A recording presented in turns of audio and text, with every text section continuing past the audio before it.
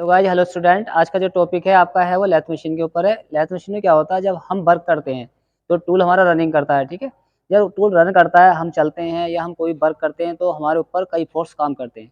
उस प्रकार से जैसे कि आप रेती वर्क कर रहे हो, आपने जो बनाते हैं, जो रेती पे आप इस तरह से काम करते हो तो उसमें जो आपके कटिंग करने में हेल्प करता है। ठीक है, और वो एक बिंदु पे काम करता है। उसी प्रकार से लैथ मशीन में जो टूल हम वर्क करते हैं तो देखा होगा आपने, जो टूल काम करता है सीलन एक साइड से निकलती रहती है और हमारा चिप्स बाहर निकलता रहता है। और क्या होता है देखा होगा आपने, अगर अच्छे क्वालिटी का सही से आपने अगर जॉब को अगर सही से आपने टूल बनाया है तो फिनिशिंग अच्छी आएगी। अगर टूल सही से नहीं बनाया तो फिनिशिंग देखा होगा अच्छी नहीं है। उसमें क्या है, जब फोर्स लगता है तो वो उसमें कई तरह के फोर्स काम करते हैं। ठीक है, तो वही बताने जा रहा हूँ मैं आपको। दो तरह की कटिंग होती है, एक आपकी ऑर्थोगोनल होती है, एक होती है ऑब्लिक कटिंग।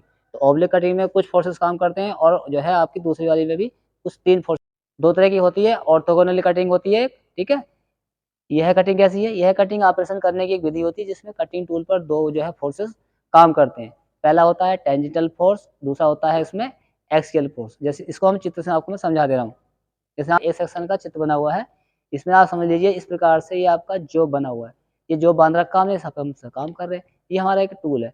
ध्यान दें, ये जो हम ऑब्लिक कटिंग और हमारे ये जो सारे जो फोर्सेस लग रहे हैं, ये किस अवस्था में होते हैं, ये उस अवस्था में होते हैं जब टूल को हम अधिक अप्रोच तक ग्राइंड करते हैं, ज़्यादा दूर तक अप्रोच तक ग्राइंड करते हैं और हमें बहुत ज़्यादा कट लगाना होता है, तब ये फोर्सेस वर्क करते हैं। ठीक है, तो पहले इसमें क्या आ रहा है, आप देख रहे हैं मैंने जॉब बना रखा है यहाँ पे, इस जॉब को है ये वर्क पीस है। ठीक है, और इस वाले पॉइंट पे आप जानते हैं इसका सेंटर निकालेंगे तो सेंटर यहाँ पे आएगा और टूल इस तरह से काम करेगा। ये देखिए मैंने टूल में यहाँ पे आपके एक्शन बना रखे हैं, इसमें ये पीछे को एंगल जा रहा है। ठीक है, और डाउन में एंगल जा रहा है। आप जानते हैं फ्रंट पे लेंस होता है, इधर को साइड का लेंस होता है और ऊपर साइड में रैक कोण होता है। ठीक है, तो जब ये इस बिंदु पे जो है जब फोर्स लगता है, इस पर काम होता है, तो ये आप मान लीजिए हम फेसिंग कर रहे हैं या हम क्या कर रहे हैं, मान लीजिए टर्निंग कर रहे हैं, तो जहाँ पे पॉइंट होता है वो लगातार वर्क करता रहता है और उस पर लोड पड़ता रहता है। फिर इसमें क्या है, ये बता रहा है इस पॉइंट पे, अब ये कटिंग करता हुआ आगे जाएगा, फेस करता हुआ जाएगा, तो इसमें एक्सियल कटिंग जो है फोर्सेस काम करेगा।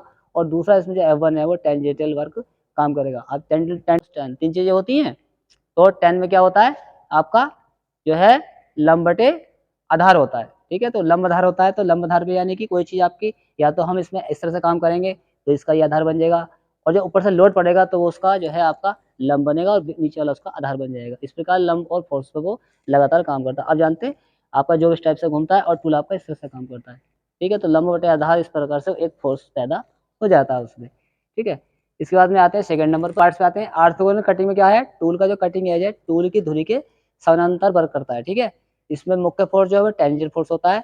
और ऑर्थोगोनल जो कटिंग है आपकी वो है, उसमें तीन चार जो है फैक्टर होते हैं जो उसकी उस पर निर्भर करते हैं। पहला होता है कट की गहराई, हम जो पे कितनी कट लगा रहे हैं, जितना कट ज़्यादा लगाएंगे तो टूल पे लोड पड़ना स्वाभाविक है। टूल पे लोड पड़ेगा, आपके वर्क पीस पे इफेक्ट आएगा। ठीक है, जैसे कि हल्की कटिंग लगाते हैं तो फिनिशिंग अच्छी आती है, अधिक कट लगाते हैं तो फिनिशिंग नहीं आती है। रैक एंगल पर भी ये निर्भर करता है, क्यों, क्योंकि रैक एंगल जितना आपका सही बना होगा तो आपका चिप्स उस रैक एंगल से ही निकलता है। हार्ड अगर आपका जॉब होगा तो हार्ड जॉब के लिए रैक एंगल हम कम रखते हैं। ठीक है, भाई फोर्सेस, ये दोनों फोर्सेस काम करते हैं तो इस पे भी निर्भर करते हैं टूल और कटिंग चिप्स के मध्य घर्षण। अगर हमारा टूल का चिप्स कटा हुआ चिप्स निकल रहा है तो क्या है, वो रिफ्लेक्शन करता है। आपके क्या देखा होगा, छल्ला सा बन जाता है जॉब पर जहाँ पे हम फेसिंग कर रहे हो, टर्निंग कर रहे हो, तो ये भी देखना है कि उसमें अगर फंसने लगेगा तो फोर्सेस भी उसमें लगातार काम करेगा। जिस अवस्था में देखा होगा टूल जल्दी खराब भी हो जाता है अगर चिप्स लगातार छील उसके संपर्क में रहती है।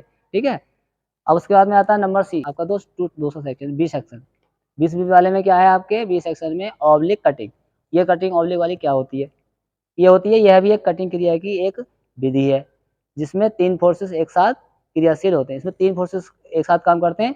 और आपके ऑर्थोगोनल कटिंग में क्या होता है, दो फोर्सेस लगातार काम करते हैं। इसकी विशेषता यही होती है, कट की गहराई इसमें कम होती है। इस विधि में क्या होता था, इस विधि में क्या होता था, टूल की चैटरिंग काफी कम होती है। चैटरिंग से मतलब समझ रहे होंगे, चैटरिंग वाला होता है वाइब्रेशन, जैसे किसी जॉब पर वाइब्रेशन सा होता है और देखा होगा आपने एक लाइन लाइन सी बनती है, उसे चैटरिंग बोलते हैं। दिखती है एक स्टेप स्टेप से दिखते हैं छोटे छोटे, उसको चैटरिंग बोला जाता है। जितना जॉब स्मूथ होगा, जितना जॉब पे वाइब्रेशन कम होगा, उसको चैटरिंग ना के बराबर आएगी।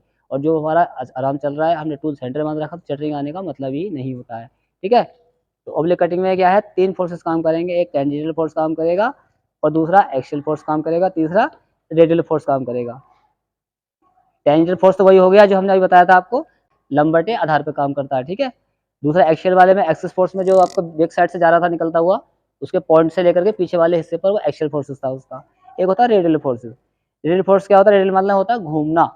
जब हमारा जो घूमता है लगातार इस तरह से रन करता है तो वो एक रेडियल फोर्स काम करता है लगातार। वो कहाँ पे काम करता है? वो आपके केंद्र बिंदु पे जाके रन करता है। क्योंकि आप देखा होगा आपने, हम जब जॉब कटिंग करते हैं, ठीक है, टर्निंग करते हैं या फेसिंग करते हैं, तो एक टर्निंग में क्या होता है, जो हमारे जो है आपका जो टूल है वो जॉब के पैरेलल चलता है, समानांतर चलता है। और फेसिंग में क्या होता है, जब फेसिंग करते हैं तो टूल हमारा केंद्र की तरफ जाता है, ठीक है। उसमें रेडियल फोर्स बहुत तेज़ी से काम करता है। ऐसे ही आपके जब हम प्लेन टर्निंग करते हैं उसमें भी आपका फोर्सेस काम करता है और लगातार जो इस टाइप से घूमता रहता है, ठीक है। इसकी क्या विशेषता है, इसमें क्या है, रेडियल फोर्स पावर की जो है खपत पर कोई प्रभाव नहीं डालता। क्यों खपत का इसलिए प्रभाव नहीं डालता कि वो तो घूमना लगातार जो को घूमना है। हम कट लगाएँगे, रैक एंगल बढ़ाएँगे या कोई भी एंगल को हम डिस्टर्ब करेंगे तो हमारा उस पे लोड पड़ना स्वाभाविक है। तो रेडियल फोर्स की पावर जो है खपत पे कोई प्रभाव नहीं डालेगी। इसमें क्या है, ये है जो है आपकी यह कोर्स जो है करना, आप देखा होगा क्रॉस स्लाइड जो होती है, क्रॉस स्लाइड से हम कट को आगे बढ़ाते रहते हैं, ठीक है। तो यह है स्क्रू और नट को संपर्क में रखती है। नट को इसमें संपर्क रखना जरूरी इसलिए है कि हम जब कटिंग करते हैं तो उसे हम क्रॉस स्लाइड के द्वारा ही, जैसे फिशिंग करनी है तो उसको आगे बढ़ाते हैं या उसको हम थोड़ा सा आगे पीछे लगातार करते रहते हैं। और जब टर्निंग करनी होती है तो क्रॉस स्लाइड की जगह हम क्या चलाते हैं, हम चलाते हैं आपकी कम कैरिज को चलाना पड़ता है, ठीक है। और उसमें क्रॉस स्लाइड को चलाना पड़ता है फिशिंग के लिए। तो इस प्रकार से आपने जान लिया ऑर्थोगोनल कटिंग और ऑब्लिक कटिंग किस प्रकार से होती है। इसमें 2 फोर्सेस काम करते हैं और इस वाले में 3 फोर्सेस काम करते हैं। ये वहीं पे काम करती है। इसका क्या है, इसका इफेक्ट क्या होता है कि इसमें क्या है, हमें जो टूल है, टूल को हमें पूरे जो है अप्रोच कोण तक बनाना पड़ता है, ज़्यादा दूर तक बनाना पड़ता है। इसमें क्योंकि हम कटिंग का एरिया ज़्यादा लेते हैं और टूल में फोर्स भी लगातार पड़ता रहता है। तो इसका ध्यान रखें, इसलिए आपने ऑब्लिक कटिंग और ऑर्थोगोनल कटिंग में यही होता है कि इनमें 2 फोर्स, एक में 3 फोर्स लगातार काम करते हैं।